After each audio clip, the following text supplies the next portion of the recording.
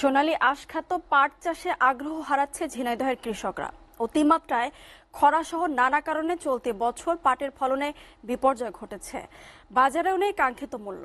এ অবস্থায় পাটের সরকারি মূল্য নির্ধারণের দাবি চাষিদের। ঝিনাইদহ প্রতিনিধি ফয়সাল আহমেদের প্রতিবেদন। পাট জাগ দেয়া, পাটকাঠি থেকে আঁশ ছাড়ানো ও শুকানো নিয়ে ব্যস্ত সময় পার করছেন ঝিনাইদহের চাষিরা।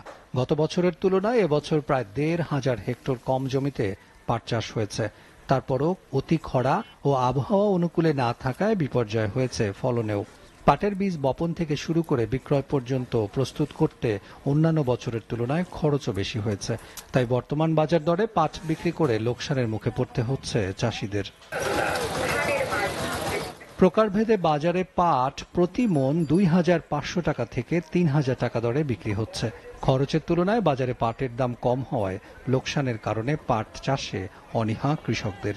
২৩৭০ টাকা করে বেচলাম, সারাদিন দাঁড়া থেকে ভিড়ির মধ্যেই লস। মানে আমার তো ধোয়ার টাকা তো জনের টাকাই তো হইল না।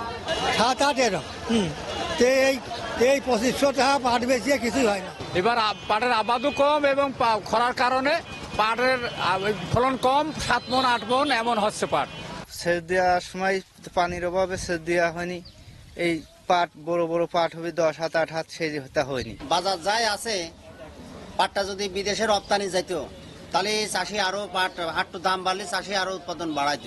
পাট চাষে খরচ কমাতে ও ফলন বৃদ্ধিতে কৃষি বিভাগ কারিগরি বিভিন্ন পরামর্শ দিচ্ছে। সরকারিভাবে পাট ক্রয় শুরু হলে কৃষক তাদের ক্ষতি পুষিয়ে নিতে পারবে বলে আশ্বাস এই কর্মকর্তার। বীজ এবং সার দিয়ে সহায়তা করছে। আশা করা যায় যে, এবং সরকারিভাবে বিভিন্ন উদ্যোগ গ্রহণ করা হচ্ছে যে মিলগুলো চালু করা।